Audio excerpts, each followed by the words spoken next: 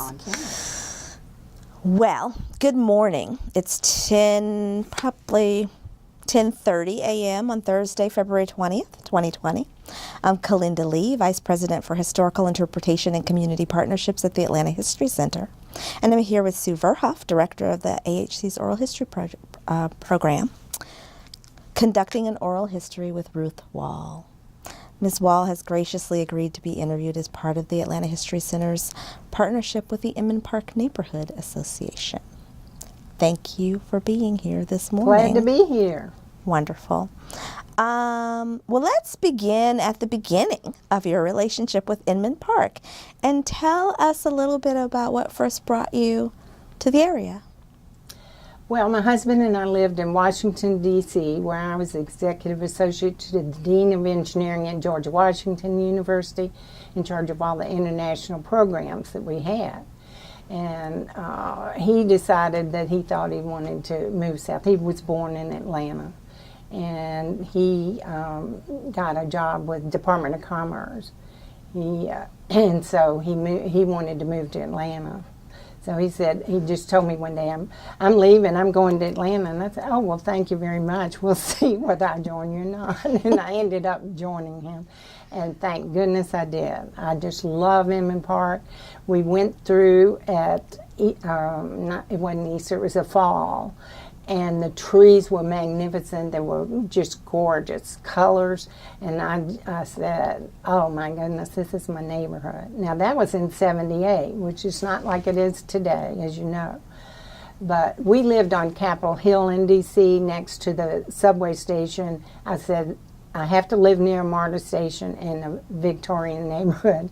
Really, this was only one, because we ended up living right across the street from the MARTA station. That wasn't necessarily my idea, but it was fabulous.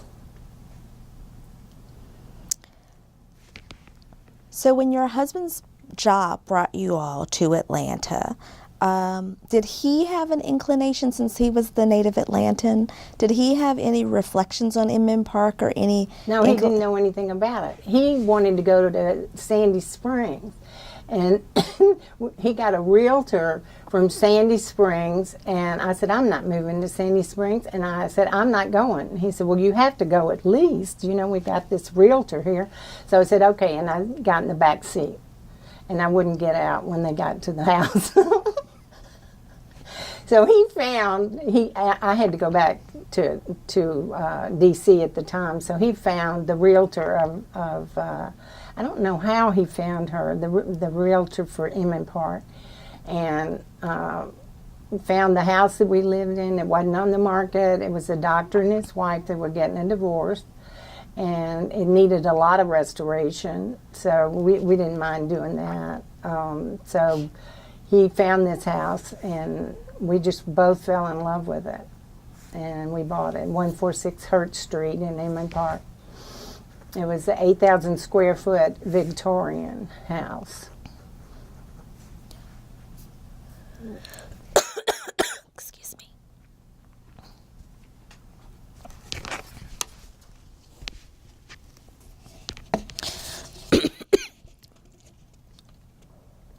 I told y'all we needed martinis. Sorry about that. Okay. So, you shared with us your first impressions of the neighborhood, what it was like to come through and look at the trees and look at the houses. What about the feeling of the neighborhood? What were neighbors like? How did you find your first few years in Inman Park? How would you characterize it? Well, we looked in Druid Hills too, and when we were there, we were looking on Fairview, and the realtor said, there's a highway maybe coming through the back of the neighborhood here in Druid Hills. And so I said, oh, well, thank you very much. I don't think I want to be in this house. So then we went back we had looked through Inman Park. We wanted to look in the in-town neighborhoods, and we went back, and like I said, the realtor found this house. It was not on the market, and so we made a deal. Now, it was right across the street from the MARTA station, and this is where the highway would be going. So instead of me having it in back in Druid Hills, it would have been in front of me in Emmons Park. So I knew right away I needed to get going, working on stopping this road going through. That was a priority. That was in 78, 79. I became, several people asked me to be president of Emmons Park. I said, no, I've got a lot to do. I can't. But I ended up being first vice president with Joe Drolet being president. And he was the one who got me really involved to meet John Lewis.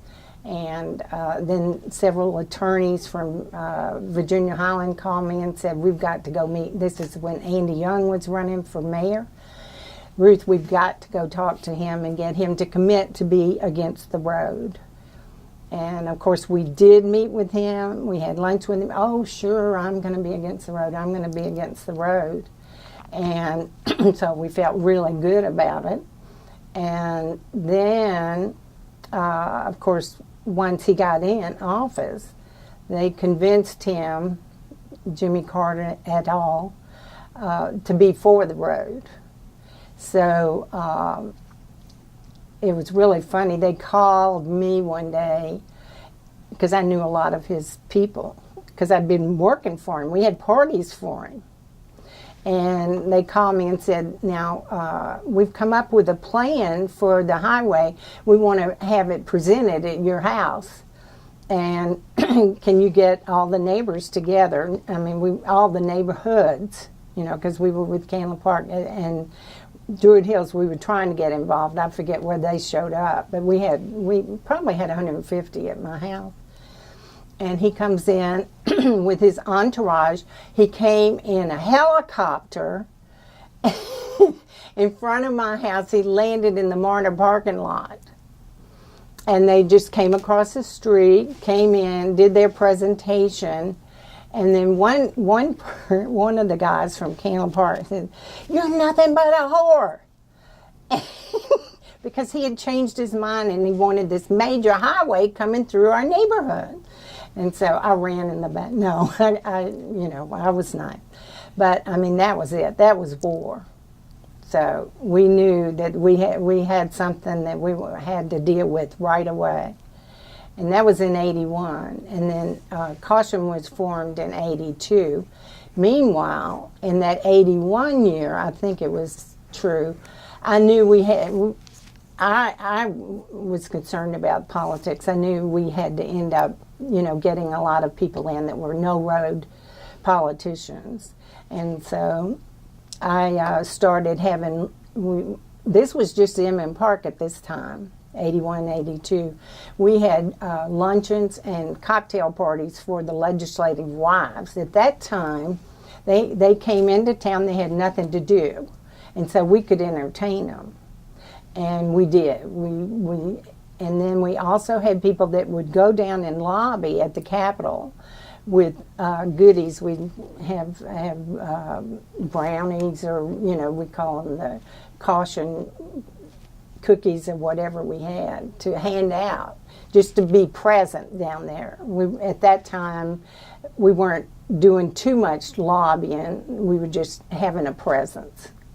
But meanwhile, we were entertaining the wives. And I also knew that we had to have Druid Hills involved because they had, a lot of money. We, at that time in Emmons Park, we didn't have $1 million homes and people that could afford all that. We had workers, which we were workers, but we didn't, and Druid Hills certainly did, and we needed them because, of course, President Laney, who was president of Emory at that time, was best buddies with Carter, and they had made a deal to have part of the Carter Center as Emory. So I started knocking on doors in Fairview and saying, "It's coming behind your house. You got to get involved." And that's how we started out, getting Druid Hills involved. And I remember I think it was 83, now one of my best friends, but she wasn't then, I didn't know her name, was Gail King and Spencer King. He was MD doctor, cardiologist at Emory, and they have a house on Lowater Parkway. She had the first party at her house, and her house, I mean, the living room was gigantic. I mean, it was almost this whole entrance from there to here. And I walked in, and I saw it was full, and I just started crying because I knew we had won. That was a sign that we had won this fight, because we needed Druid Hills so bad. But Spencer ended up getting over 300 signatures for us against the road from doctors at Emory. And they went against Laney, and with their money and their help, then also they started participating with us. I had got them in on lunches. It would be Emmon Park and Druid Hills having the cocktail parties for the legislators, or whomever. The wives would come. One year we had it was at the Candle Mansion in Emmon Park, and it was snowing. We were having a luncheon because, of course, they're there in January, and it was snowing.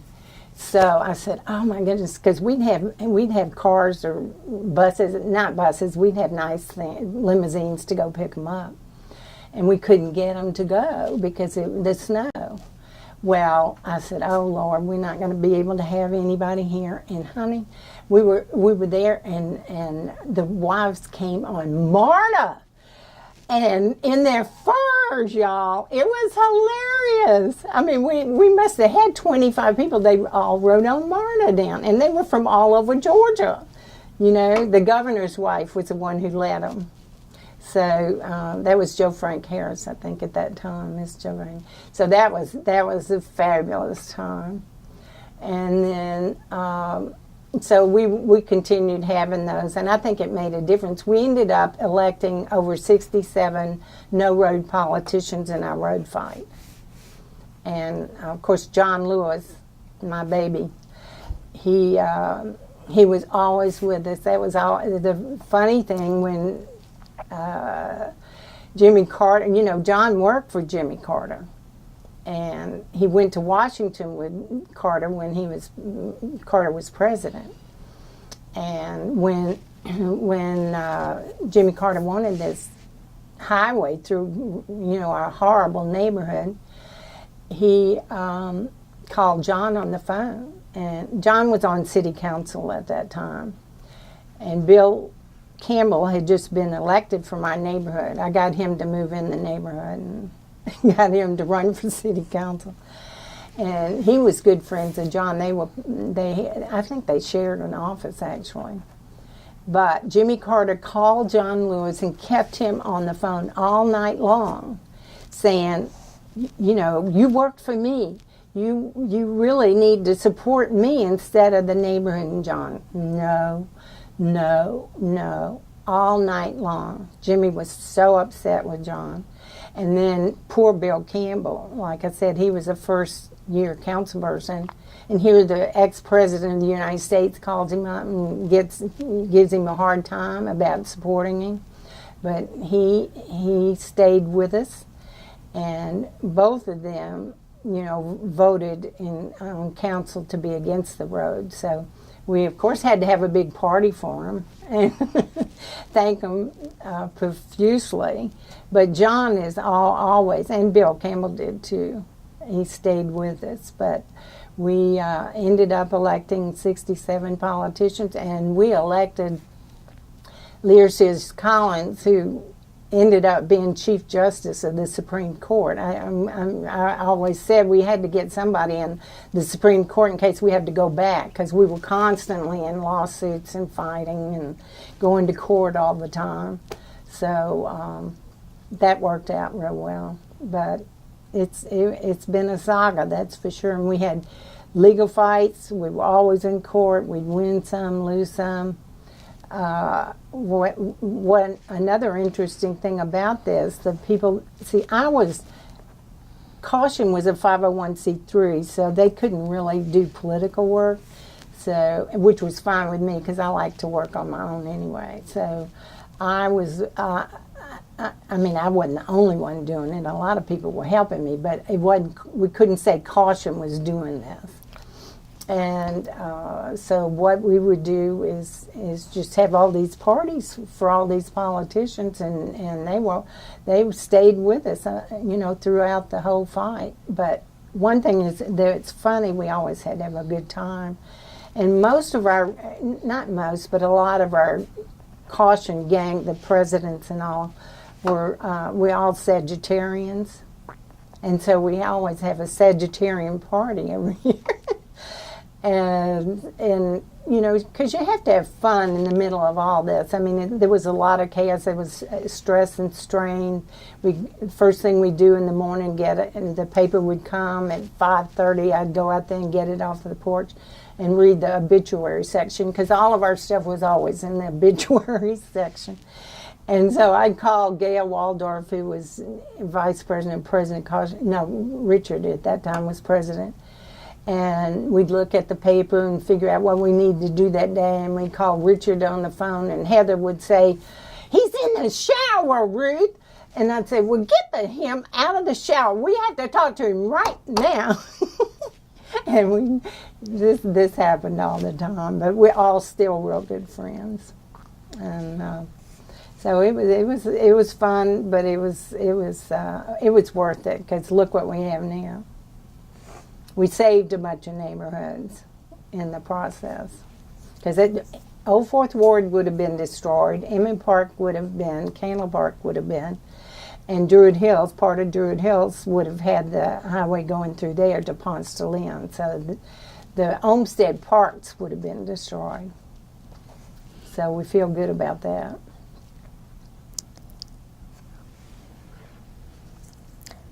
You said a lot, and you are a fount of information about this. So I want to go back and ask you some questions, some clarification questions about the road fight, specifically.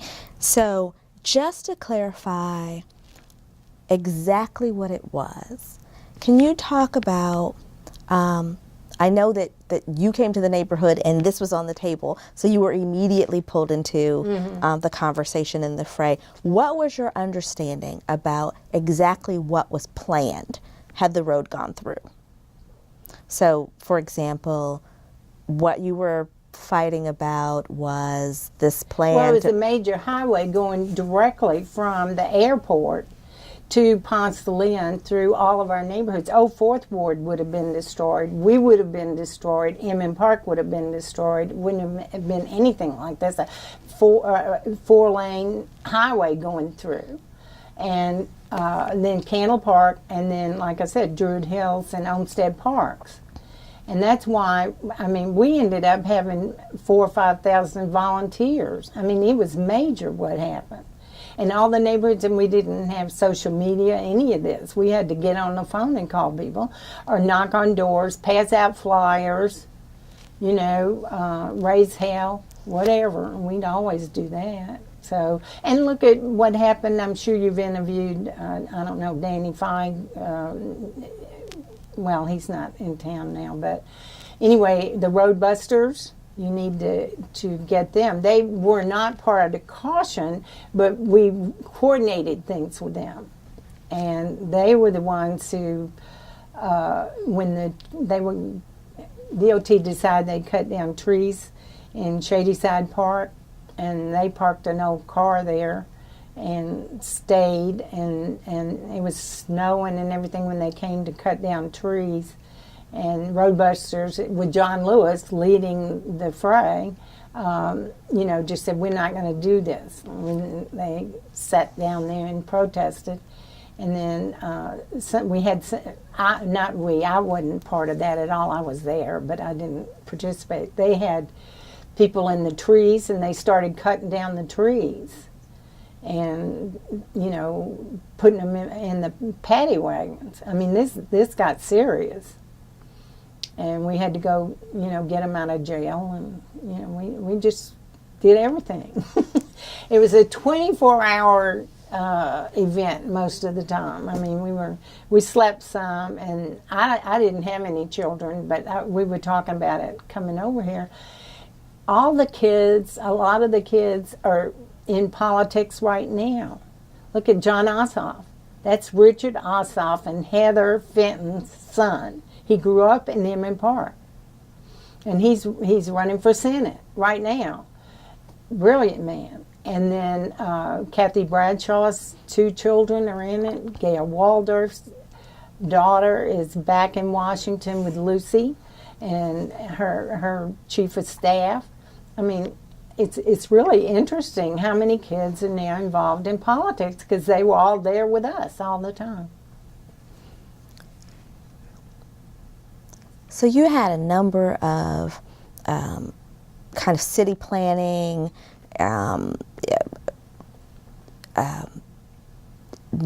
neighborhood planning, kind of events that were happening around you that you felt like required your response as a community, and you organized in order to maintain the character of the community. And that, but I mean, if you have a highway going through, you're going to have no neighborhood.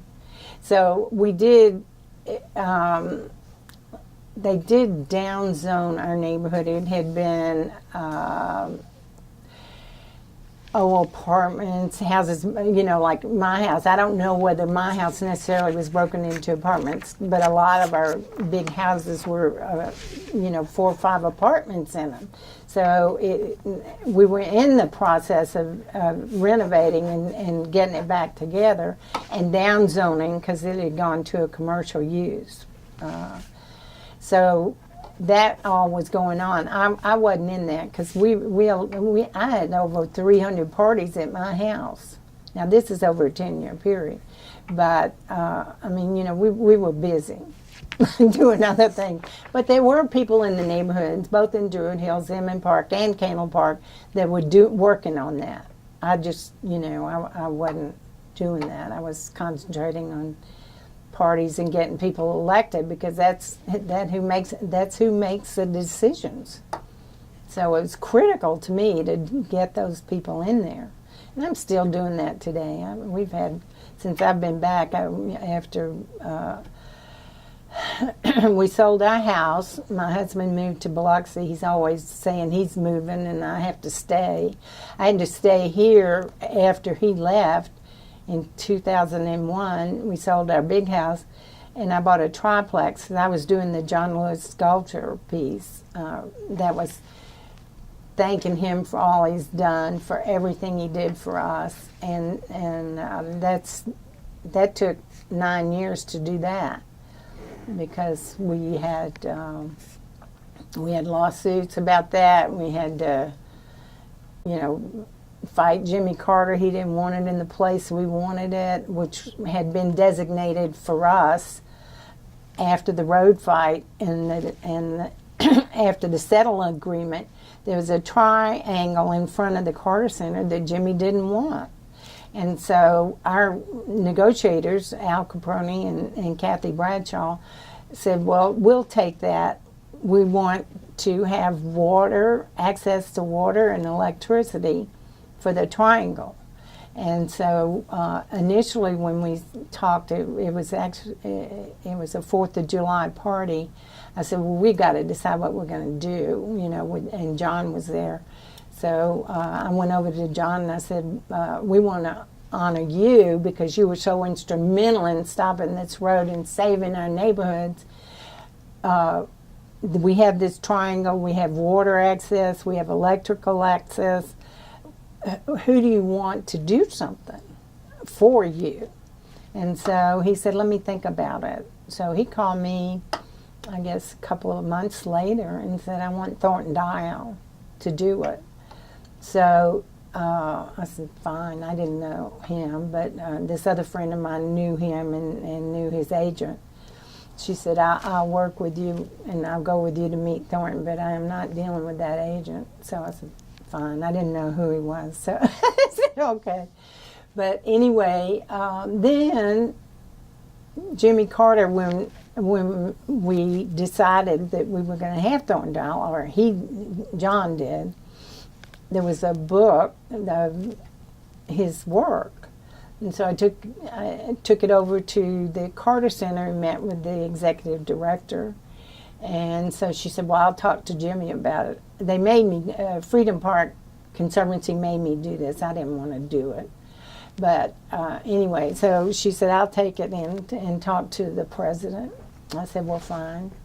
So they didn't call me back for months. And finally, I told Al, who was president of Caution at the time, which is now Freedom Park Conservancy, I said, you deal with this because I don't have a good feeling about it. So he did. He knew her very well. And she just said, well, the president doesn't want anything of his in front of the Carter Center.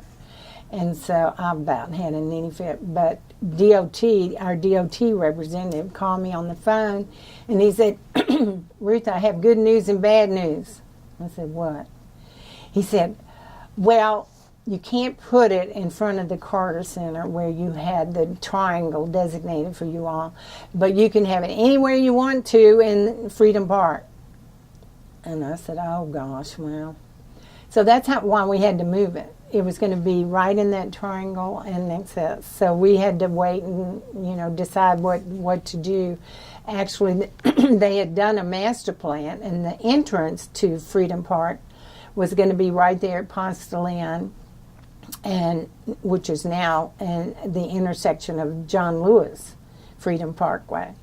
And that was going to be the main entrance to Freedom Park. As it ended up, it's not being used as that right now, but that's what the master plan had designated. And that's why we decided that would be the best place to put it. And that was major. We had DOT had to bring in dirt to do trees, and it was just anyway, it took 9 years. But I stayed. I mean, Wayne he moved to Biloxi. I bought a triplex on Elizabeth Street, redid that, and I stayed until it was done, So we're really excited about it. John loves it. And Lillian, his wife, who was one of my best buddies all the time, she was so thrilled. So it's been exciting, and John loves it. Now, this is a secret I haven't told many people. Lillian was still alive, and I said, well, the city isn't really taking care of this, and I'm getting upset about it. And I said, why don't we move it? This was when John had proposed. This was when the first, I guess they'd already started, they'd gone through most of the planning of the African American Museum in D.C. I wanted to have it put on the mall. So at first, John and Lillian said okay, and then we flew in some of the board members for that, and they were getting excited, to do something with it. And then Lillian calls me and says, well, Ruth, John and I have decided maybe it just needs to stay in Atlanta. So it's here. I love it. I mean, it's magnificent, but I just think it would have been fabulous on the mall in D.C. So as you were describing this process and all of the different people, you mentioned a number of organizations and some strategies. So I'm going to go back to the road fight, although I know that there are intersecting issues. You mentioned Caution. You mentioned Roadbusters. You mentioned the Freedom Park Conservancy. Can you talk to us a little bit about how each of these organizations came to be, to the best of your knowledge, and who was involved? Well, Caution was 9 neighborhoods that came together after we knew that this highway was proposed. And everybody, were just really concerned about it. And so we had representatives to Caution from each neighborhood. And one reason why I didn't, of course I like to do my own thing anyway. And they'd sit there and fight all the time. When you start organizations, that happens. So, but I mean, it was good because everybody, it worked out. I mean, like I said, we ended up having over 5,000 volunteers for that. But some of the people there, the ones that like to get arrested and climb up trees and everything, they were called the road busters. But they're all good friends of all. I mean, we were all interrelated. Now the road busters had their own group. Caution had their own group, and then Caution evolved to be Freedom Park Conservancy. That was the beginning. It was Al Caproni, who was president of Caution at the time, and just thought that it was best to go ahead and change it over to Freedom Park Conservancy. Thought that we could raise more money that way and everything.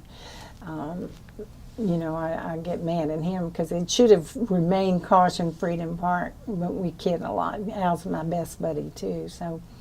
And he, we're all still working for the neighborhoods. He's now president of the Little 5 Points Alliance, and Richard and Heather moved out. I was in real estate, so I didn't like it when they wanted to move, but they moved out to North Lake.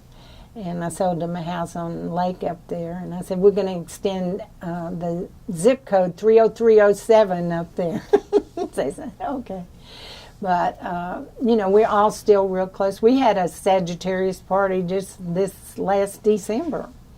So, reunion. We were trying to get everybody back together and have a good time with all the strippers and everything. Like I said, we liked parties.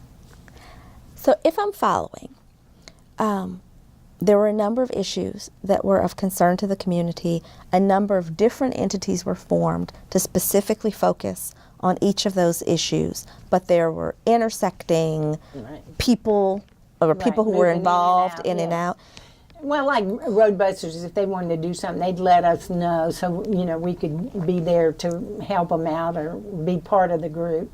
We didn't get arrested. I never got arrested, but a lot of our neighbors did, in Inman Park even, and Candle Park and Lake Claire, and Druid Hills didn't. I don't think they got arrested, but. So when you talk about the Conservancy and the shift of Caution to Freedom Park Conservancy, one of the things I think I'm hearing, but I want to check in, is that first we have a fight to try to stop this road. Then as a compromise is struck, but ultimately the road in its original design was not no exit ramps and no nothing. It was horrible. It'd be like 75, 85 through our neighborhoods. It would have destroyed them. We wouldn't have been here. We wouldn't have been here. I wouldn't be with you today. So as you're talking about that process, one of the things that you mentioned was at various points in time feeling like we've won or we're close to winning, but that this fight continued with lawsuits and even with the anticipation of continued lawsuits. Can you say a little bit about that so we understand what you mean? Well, I think that you have to always have a positive attitude. You can't say, oh, we would get real upset. We'd go after, one of our best lawyers was our best friend. We'd go out after he lost the court. We'd go drinking lunch and yell and scream. But we never gave up. I mean, we could never give up because it would have been the death of the neighborhoods. And we felt so strongly about it, there was no way that we would have been able to ever give up. And I will tell you this, Tom Moreland was DOT commissioner, and he was the most powerful man in the state of Georgia when we first started this road fight. And he would, fight with us all the time. He would send he said, well, I'm starting this road, and so he'd send his crews out and all that, and we'd stop and we'd do injunctions, we'd do this, that, and the other. And I never went to the DOT meetings much because that was a meeting. I didn't want to go. So one day, the president called me up and said, I can't go today because we always had somebody going to the DOT meetings because we never, they always would do something we didn't want to have them done. And so Gail called me and said, Ruth, I can't go today. Would you go to the DOT meeting? And so I said, well, I can go today. And I went, one other friend went with me, and we walked in. There was Tom Moreland walking in with us, and he said, hi, and we said, hi. And he went in, and he said, he got up to the microphone, and he said, well, I'm retiring today. And and then he looked over at us and he said, these are we've never had anybody that has challenged us like you all have. And we really appreciate it. And I looked around and I said, is he talking to us? But, he said, we've never had people like you all. It was amazing. It really was. And he, that was very much a compliment, I think, to our organizations and all we did. So that was meaningful, very meaningful. So I was glad I was there that day. In the wake of the road fight, what do you think have been the most significant issues facing Inman Park? Since the road fight? Mm-hmm.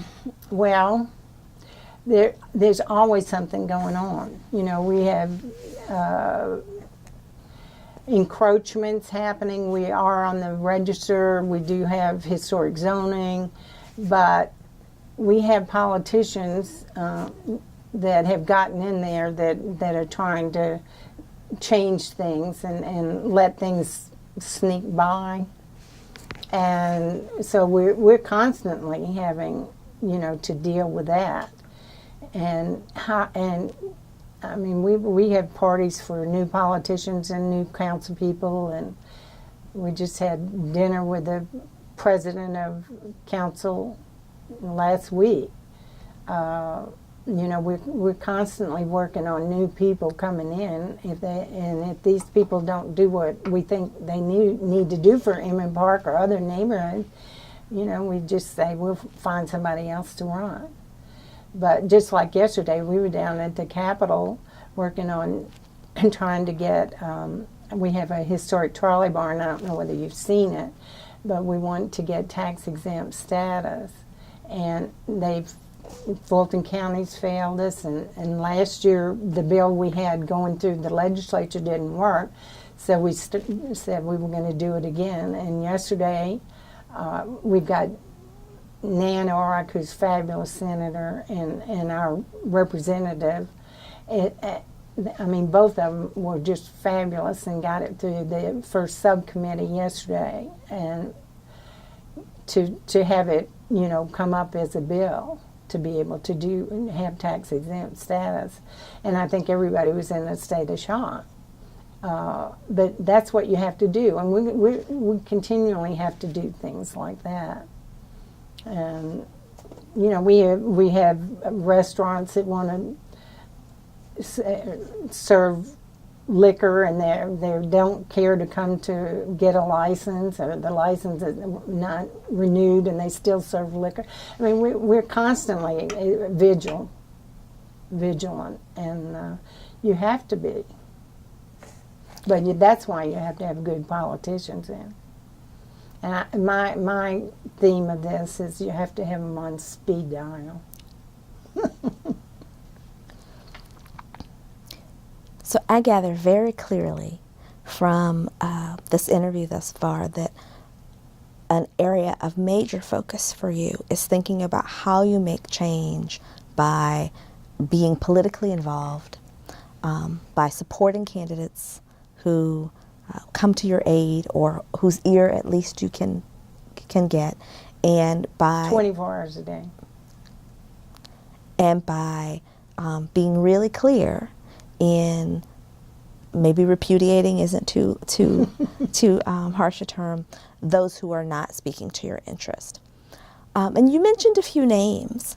I am really curious about your reflections on leaders who have been friends to Inman Park, particularly if there are any who come to mind who maybe have not been talked about so much, or people who might be unsung in your mind in terms of their support of the community. Well, Maynard Jackson. Now, Maynard Jackson was very important. And like I said, we had kickoff parties at my house for him. We worked in his campaign tirelessly.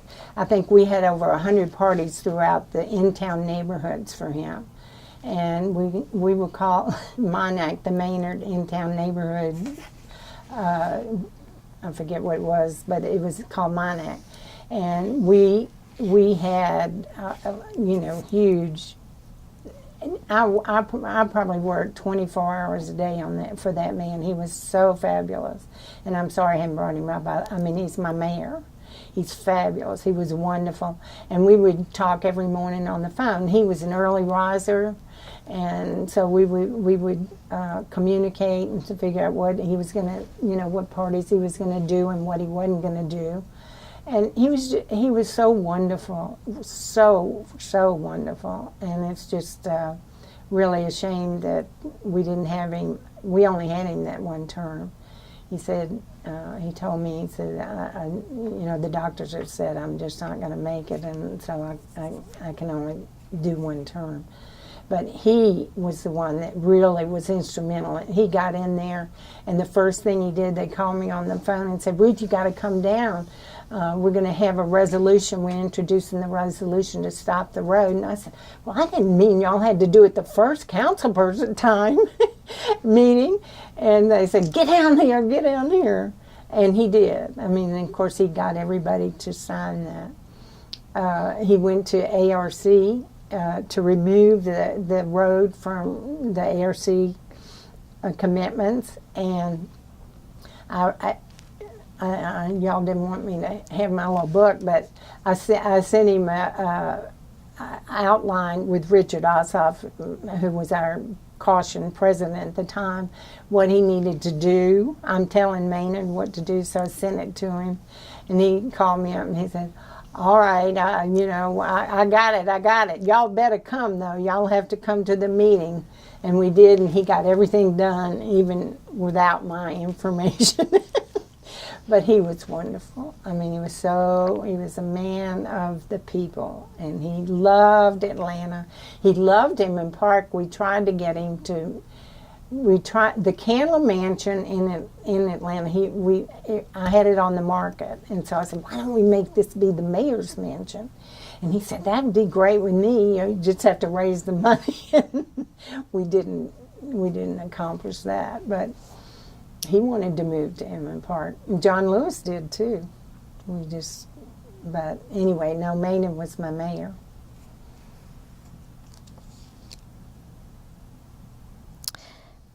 So there was a lot of activism in Inman Park. Inman Park still is.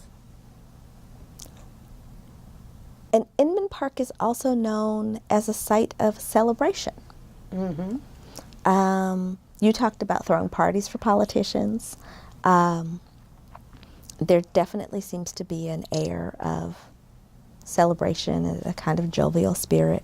I think the thing that people think of most often, people outside of the neighborhood, when they think about celebration, is the festival. Right. Do you remember your first Inman Park festival? Oh, sure. We always... Well, my house on Hurt Street, across from the MARTA parking lot, was the parade came by my house. And, of course, I had to have a festival party for politicians. They were in the parade, and then some weren't in the parade. So we always had a party at my house and to view the parade. So I don't know what year that was, but, I started working on politicians early on. Of course, Bill Campbell lived in the neighborhood. And John Lewis was always in the parade. And they would come and park at my house. At that time, it wasn't as big a parade as it is now. But when I came back, the first thing I did, we got to have a parade party for politicians. So we had one last year. We're going to have one this year. We're going to continue having them because it's really important. They're in the parade, but it's just like I told our council person. He didn't make it to our party last year, and of course we knew that. And I said, Kathy and I had to meet with him, and I said, the reason is not because it's a party just for politicians. This is for the young people to get to know politicians.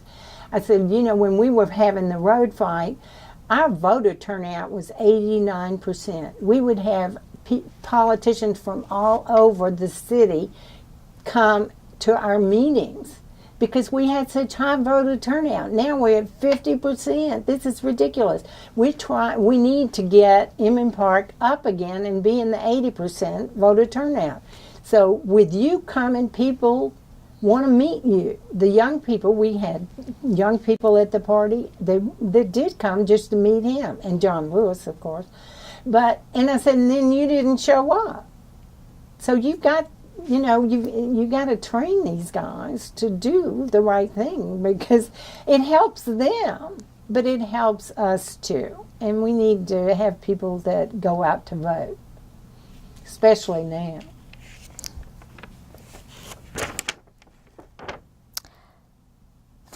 You've talked about political leaders.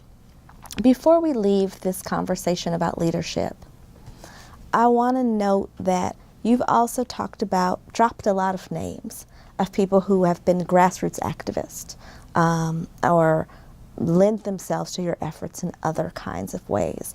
And I want to ask a little bit more about that just for a second.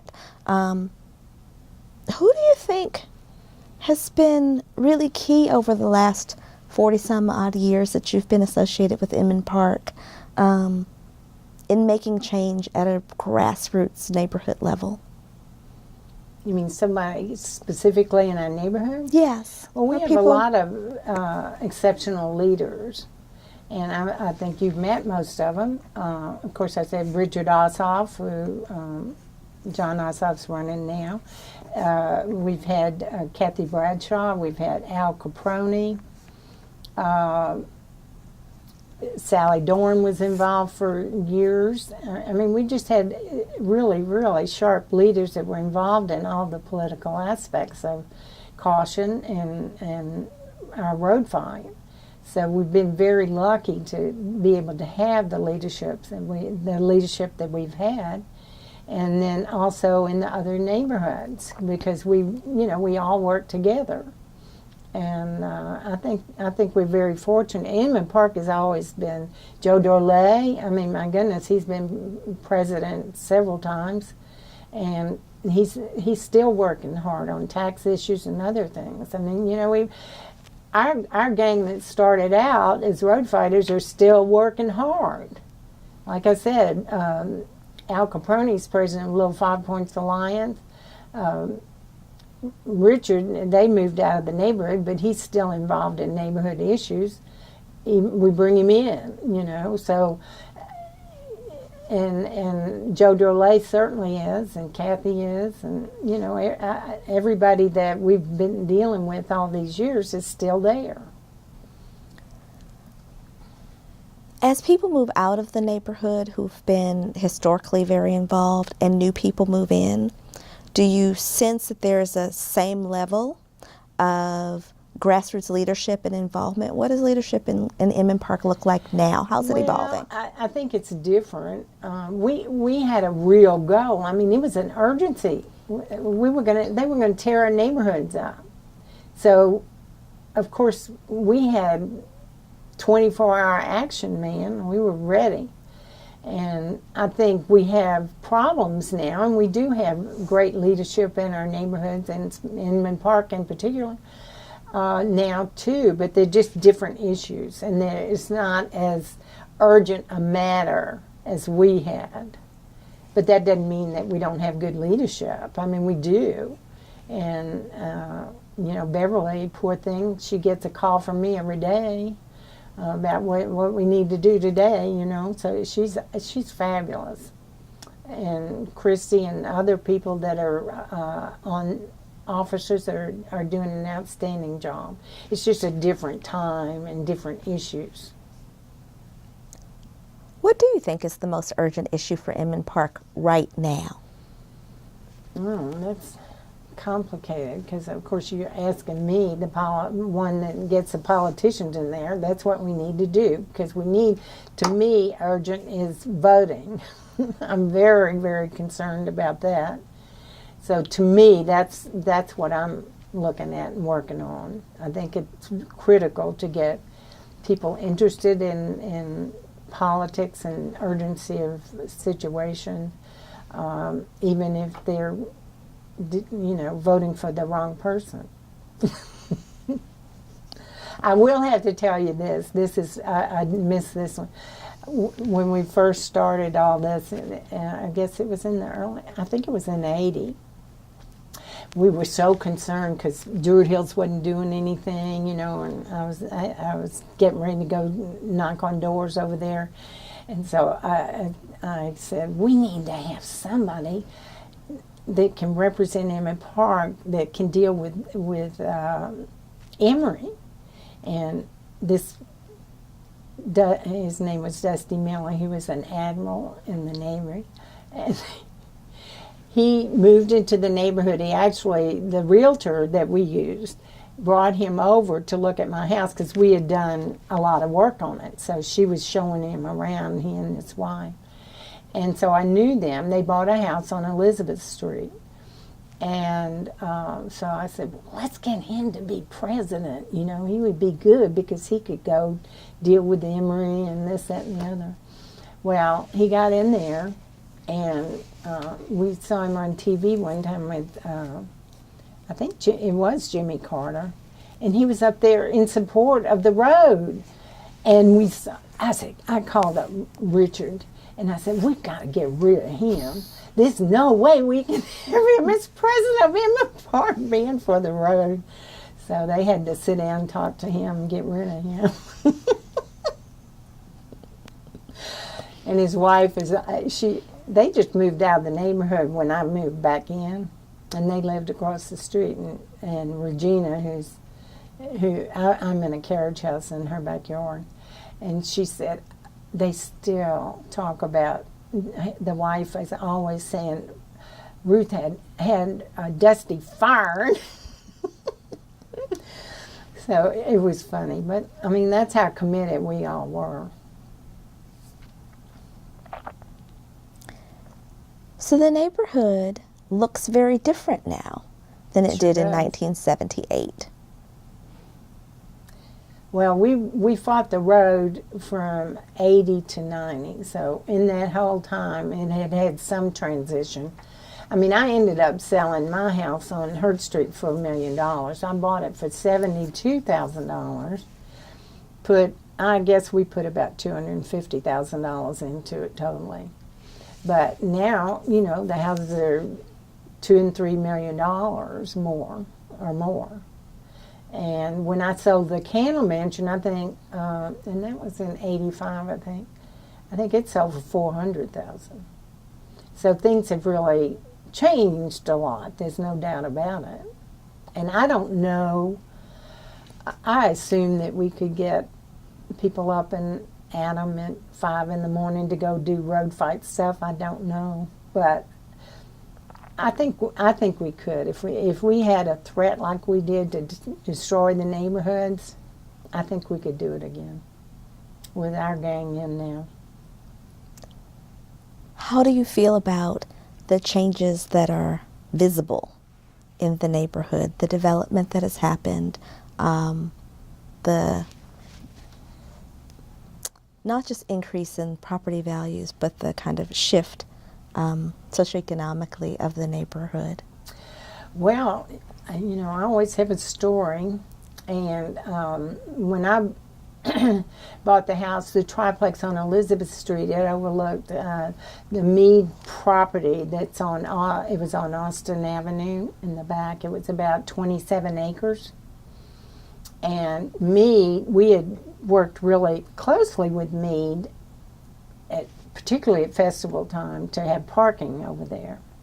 They were going to close it down. The first thing they did, now this is fabulous, they came to us and said, we want you all to help and participate in picking out the developer that will be satisfactory to you all. I mean, who's ever heard of that before?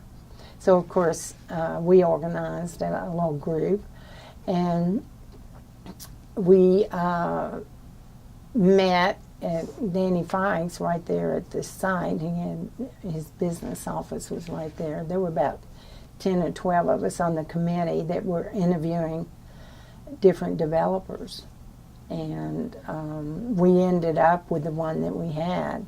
And it was funny because, of course, I had to have parties. And I had, my back unit that I was in overlooked the Meade property. And so we decided to have a party for the developers, the ones that we thought we were going to have, wanted. And one of them, of course, we were drinking and having a good time. One of them came up to me, I know what you do. I said, what? And he said, you get us drunk so we do whatever you want. I said, oh, sweetie, you're so right. You know, and so, I mean, that was award-winning. And the only thing I really wanted, this is funny too, because I wanted to have this other friend of mine said, you've got to have a water feature out there. So that was every time we met with all the developers, I had to have a water feature. And that was, you know, Ruth has to have this water feature right there. And we do, and it's wonderful. So, but I mean, it's made, I don't know, it's gotten how many awards statewide and nationally too. So we participate in things like that, zoning wise, you know, and getting them all over to get drunk and do what we want. What is your hope for Inman Park? You've been involved, of course, you left and you came back again, but you've been involved in Inman Park for more than 40 years.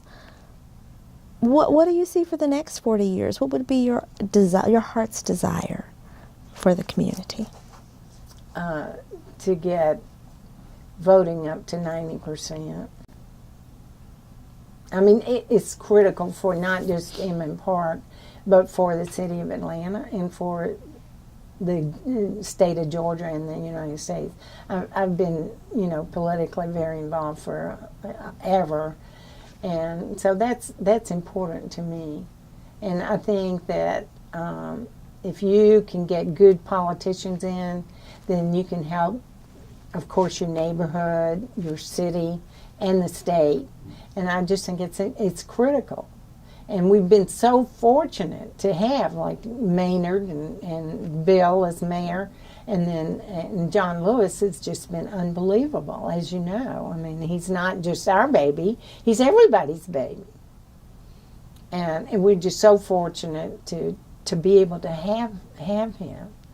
And I talk to him every week, and he said he's doing good. And last Wednesday when I talked to him, his voice was very strong, and also we're thrilled about that.